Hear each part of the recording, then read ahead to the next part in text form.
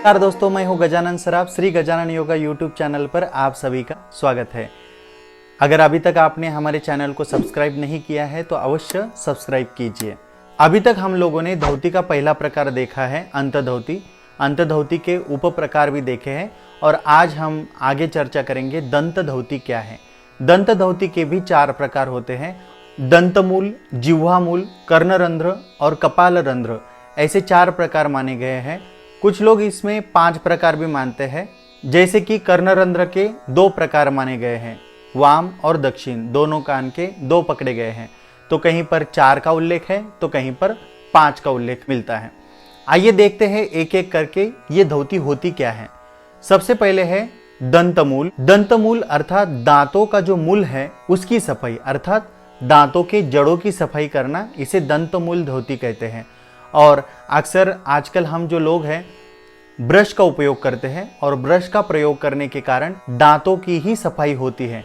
मसूड़ों की जिस प्रकार मसाज होनी चाहिए उस प्रकार की मसाज मसूड़ों की नहीं होती है, इसीलिए जल्दी दांत खराब होना, दांत गिर जाना, दांत हिलना, पायरिया जैसी बीमारी होना, ये अक्सर आपको दिखाई देता है। इसीलिए योग शास्त्र में कहा गया है कि दांतों की सफाई करने के पहले आपको तर्जनी से अर्थात उंगली से मसूड़ों की मसाज करनी चाहिए। मंजन लगाकर मसाज करते हैं तो करीबन 2 से 4 मिनट तक मसूड़ों की मसाज करनी चाहिए। अगर इस प्रकार आप करते हैं तो जैसे मैंने कहा, पायरिया जैसी बीमारी है या मुख दुर्गंधी है या दांत का सड़ना या दांत को कीड़ लगना, ये जो प्रॉब्लम्स होते हैं ये आपको भविष्य में कभी भी नहीं होंगे।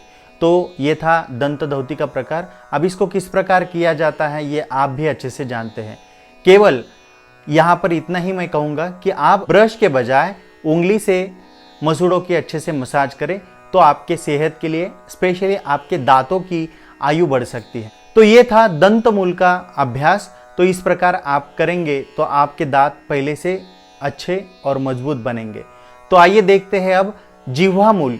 जिह्वा मतलब जबान, मूल मतलब जिह्वा का मूल भाग। प्रतिदिन सुबह जब आप ब्रश करेंगे तो साथ साथ जबान की भी मसाज करें।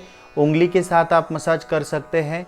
कुछ पल के लिए या कुछ देर तक उंगली से अच्छे से आपके जबान की मसाज करनी चाहिए। तत्पश्चात जबान को धोना चाहिए। अगर ऐसा आप करते हैं तो आपकी आयु बढ़ सकती है। जिह्वामूल का अभ्यास करते समय आपके जबान का आकार भी बढ़ता है और इसके कारण आपकी आयु भी बढ़ सकती है, अर्थात बुढ़ापा या मृत्यु को भी भगाया जा सकता है, ऐसे शास्त्र कहते हैं। जिह्वामूल का अभ्यास करने से कफ दोष, पित्त दोष, श्वसन संबंधित जो भी शिकायतें हैं ये इस अभ्यास के कारण दूर होती है। तो ये था जिह्वामूल का अभ्यास। अब आगे देखते हैं कर्णरंध्र। कर्णरंध्र धोती में कर्ण मतलब कान, कानों की सफाई करना। आजकल हम देखते हैं कि कानों की सफाई कुछ अलग तरीके से की जाती है। जैसे कि प्लास्टिक के काड़ी को कॉटन लगाया जाता है और आप कान के अंदर डाल के कानों की सफाई करते हैं, लेकिन आप ध्यान रखें कि ये सरासर गलत तरीका है कानों को साफ करने का। शास्त्रों तो कहते हैं कि आपकी छोटी उंगली कानों में जहां तक पहुंचे उससे आप कानों की मसाज करके कानों को साफ करें, यही सही तरीका है। आपके कान में जो पर्दा होता है वहां तक कोई भी चीज पहुंचनी नहीं चाहिए, ऐसा शास्त्र में कहा गया है।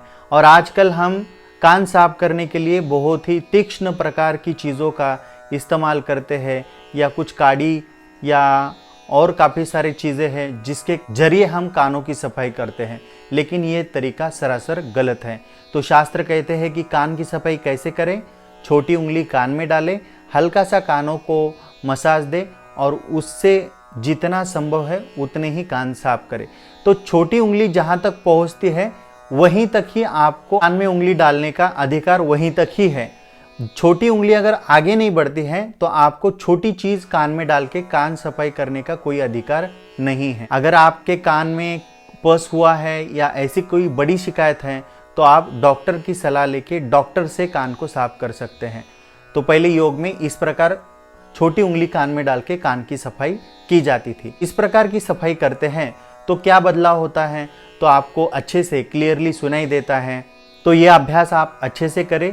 कानों की सफाई करना अत्यंत आवश्यक है। अगर आप ऐसे बार बार उंगलियों के साथ अगर कान साफ करते हैं, कानों में जो मल है वो बाहर निकल जाएगा और आपका श्रवण यंत्र जो है वो अच्छे से कार्य करना शुरू करेगा।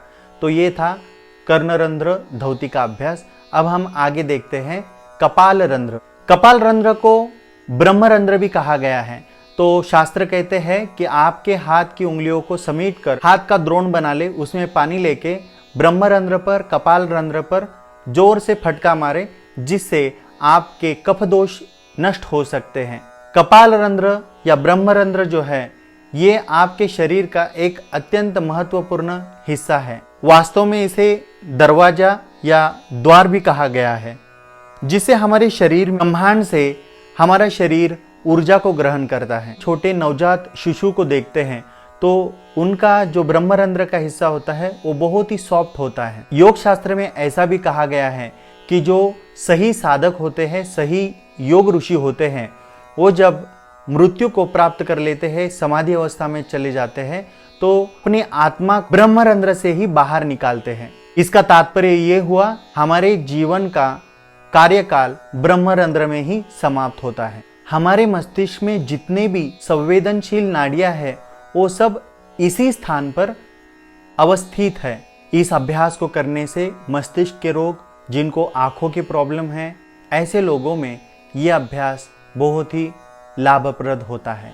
और जिन लोगों को उच्च रक्तचाप है, ऐसे लोगों को अगर पानी से ब्रह्मरंध्र पर या कपाल रंध्र पर पानी से जोर जोर से मारते हैं तो ऐसे लोगों में भी ये अभ्यास लाभप्रद होता है। दंतमूल धौती के 4 टाइप के प्रकार। तो आशा करते हैं कि आपको ये समझ में आए होंगे। तो आज हम यहीं पर रुकेंगे, कल आते हैं नए टॉपिक के साथ। तब तक हम यहीं पर रुकेंगे। हरिओम तत्सत।